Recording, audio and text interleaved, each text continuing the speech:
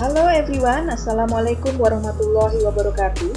Bersama saya Santi Novita, kita akan membahas materi pajak penghasilan bagian yang pertama, yaitu pasal 4 Undang-Undang Pajak Penghasilan nomor 36 tahun 2008.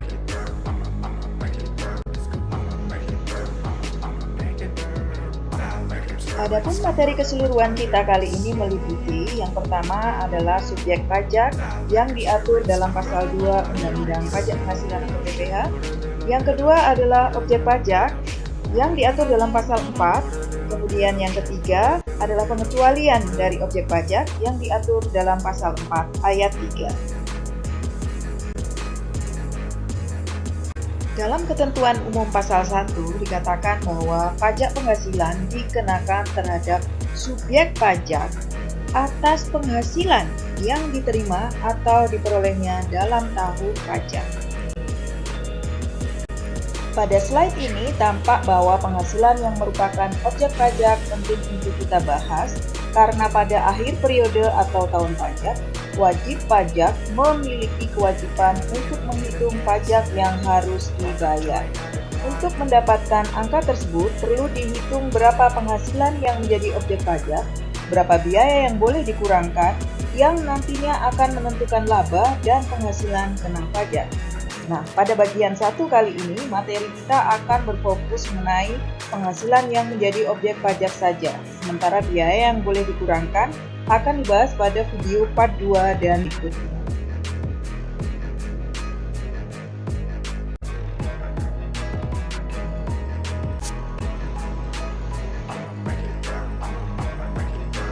Dikatakan dalam pasal 4 ayat 1 Undang-Undang PPh bahwa yang menjadi objek pajak adalah penghasilan. Apa definisi dari penghasilan? Penghasilan yaitu setiap tambahan kemampuan ekonomis yang diterima atau diperoleh wajib pajak, baik yang berasal dari Indonesia maupun dari luar Indonesia, yang dapat dipakai untuk konsumsi atau untuk menambah kekayaan wajib pajak yang bersangkutan dengan nama dan dalam bentuk apapun.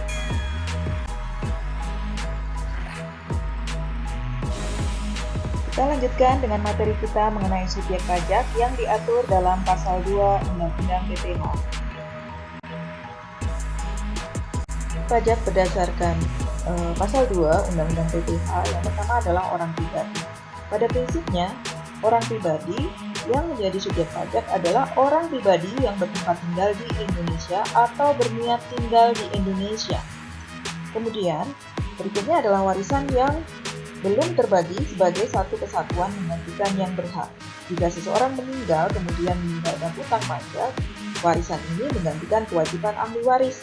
Jika telah dibagi, kewajibannya pindah ke ahli waris. Yang berikutnya adalah badan.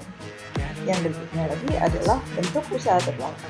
Bentuk usaha tetap adalah suatu tempat usaha, ini bisa berupa tanah, gedung, mesin, gudang, dan peralatan yang sifatnya permanen, yang digunakan untuk aktivitas usaha orang pribadi atau badan yang tidak berkedudukan di Indonesia.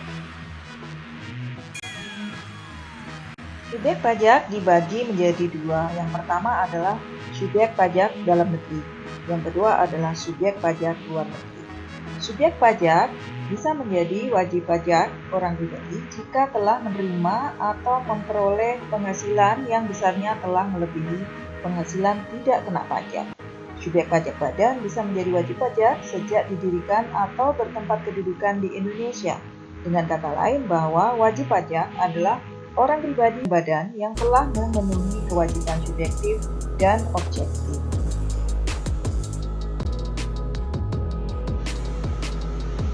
Siapakah yang disebut dengan subjek pajak dalam negeri? Subjek pajak dalam negeri adalah orang pribadi yang bertempat tinggal di Indonesia, berada di Indonesia lebih dari 183 hari dalam jangka waktu 12 bulan, atau orang pribadi yang dalam 1 tahun pajak berada di Indonesia dan mempunyai niat untuk bertempat tinggal di Indonesia. Yang berikutnya adalah badan yang didirikan atau bertempat kedudukan di Indonesia. Yang ketiga adalah warisan yang belum terbagi sebagai satu kesatuan menggantikan yang berhak. Subjek pajak luar negeri adalah orang pribadi yang tidak bertempat tinggal di Indonesia, orang pribadi yang berada di Indonesia tidak lebih dari 183 hari dalam jangka waktu 12 bulan, dan badan yang tidak didirikan dan tidak bertempat kedudukan di Indonesia yang menjalankan usaha atau melakukan kegiatan melalui BUT atau bentuk usaha tetap di Indonesia. Yang berikutnya, yang dapat menerima atau memperoleh penghasilan dari Indonesia tidak dari menjalankan usaha atau melakukan kegiatan melalui BUT di Indonesia.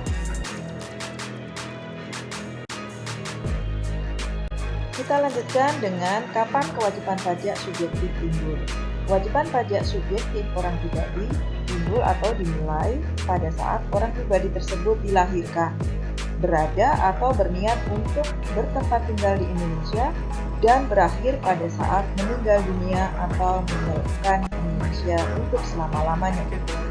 Kewajiban pajak subjektif badan dimulai saat didirikan atau bertempat kedudukan di Indonesia dan berakhir pada saat dibubarkan atau tidak lagi bertempat kedudukan di Indonesia. Kita lanjutkan dengan non-subjek pajak. Yang pertama adalah kantor perwakilan negara asing. Yang kedua adalah pejabat-pejabat perwakilan diplomatik dan konsulat, dan orang-orang yang diperbantukan pada mereka dengan syarat bukan WNI dan tidak menerima atau memperoleh penghasilan di luar jabatan. Yang ketiga adalah organisasi-organisasi internasional. Keempat adalah pejabat-pejabat perwakilan organisasi internasional. Pengecualian tersebut tidak berlaku jika mereka memperoleh penghasilan di luar jabatannya atau mereka adalah WNI atau warga negara Indonesia. Kita lanjutkan pada bagian yang kedua, yaitu objek pajak pasal 4 Undang-Undang PPH.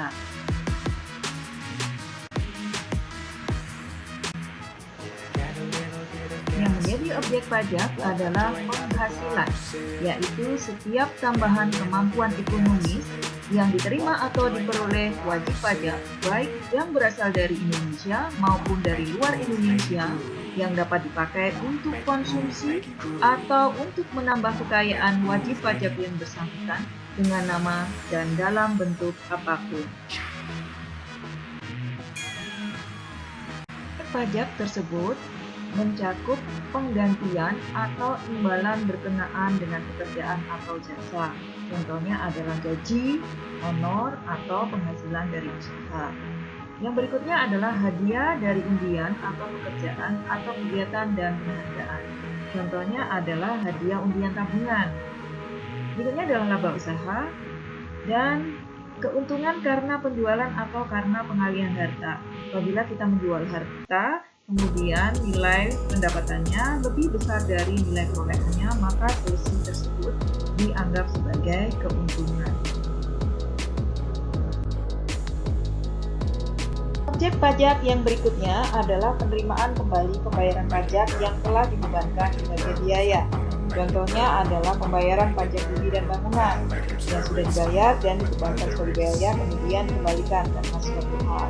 Kemudian yang berikutnya adalah bunga, termasuk premium, diskonto, dan imbalan karena jaminan pembelian utang. Premium ini terjadi apabila misalnya surat utang atau obligasi kita jual di atas nilai nominal, sementara diskonto terjadi apabila surat obligasi kita beli di bawah nilai nominal.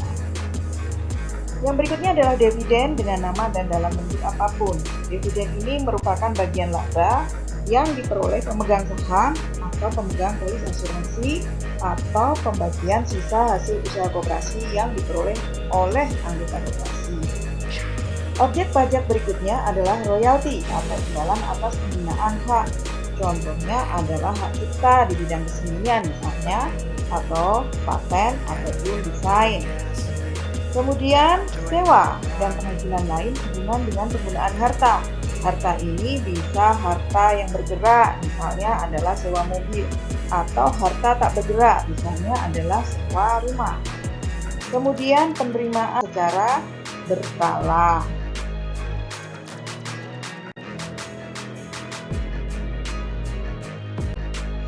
Objek pajak yang berikutnya adalah keuntungan karena pembebasan hutang kecuali sampai dengan jumlah tertentu yang ditetapkan dengan peraturan pemerintah. Kedua adalah keuntungan karena selisih kurs mata uang asing. Keuntungan dari fluktuasi kurs mata uang asing ini diakui berdasarkan sistem pembukuan yang dianut dan dilakukan secara taat asas sesuai dengan standar akuntansi keuangan yang berlaku di Indonesia. Kemudian selisih lebih karena pembelian kembali aset atau aktiva. Premi asuransi iuran yang diterima oleh perkumpulan dari anggotanya. Kemudian tambahan kekayaan neto yang berasal dari penghasilan yang belum dikenakan pajak, serta penghasilan dari usaha berbasis syariah. Kegiatan usaha berbasis syariah walaupun memiliki landasan filosofi yang berbeda, namun demikian penghasilan yang diterima atau diperoleh dari kegiatan tersebut tetap merupakan objek pajak berdasarkan undang-undang ini. Objek pajak yang selanjutnya adalah imbalan bunga dan surplus Bank Indonesia.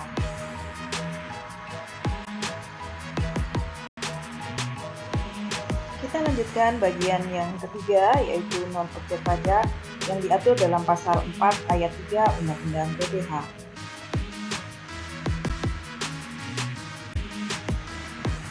Pasal 4 ayat 3, non-objek pajak.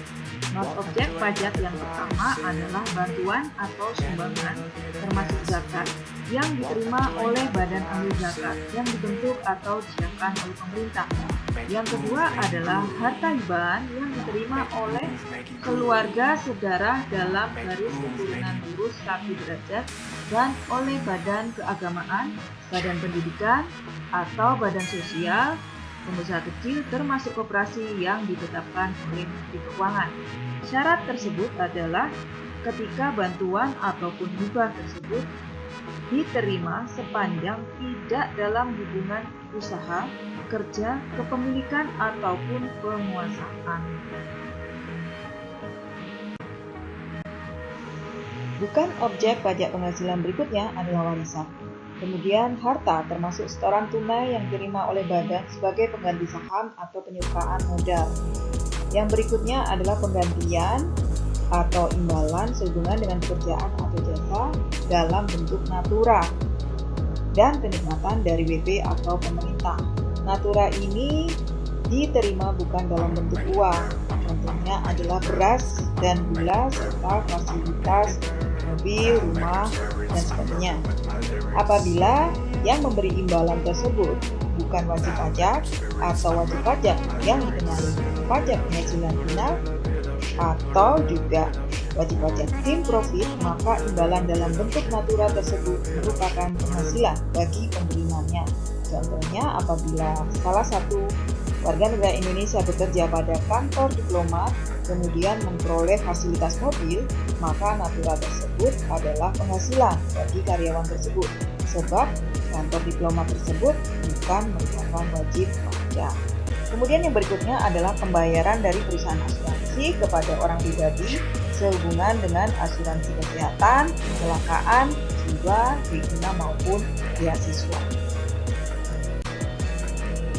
Berikutnya adalah dividen atau bagian laba yang diterima atau diperoleh perseroan terbatas bagi WP dalam negeri, koperasi, BUMN, BUMD dari penyertaan modal pada badan usaha yang didirikan dan bertempat kedudukan di Indonesia dengan syarat tertentu. Contohnya adalah penyertaannya sekurang-kurang 25%. Kemudian yang berikutnya adalah iuran yang diterima atau diperoleh dana pensiun yang pendiriannya telah disahkan oleh Menteri Keuangan.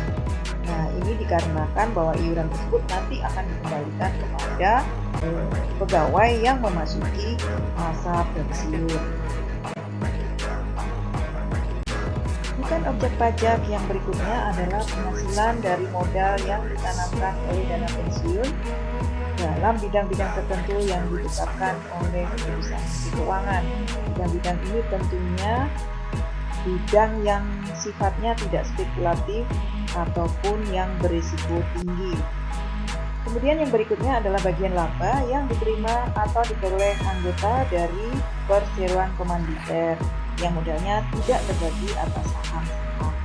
Kemudian Penghasilan yang diterima atau diperoleh perusahaan modal ventura berupa bagian laba dari badan pasangan usaha, dengan syarat badan pasangan usaha tersebut merupakan perusahaan mikro, kecil, menengah yang menjalankan kegiatan dalam sektor usaha yang diatur oleh peraturan pemerintah.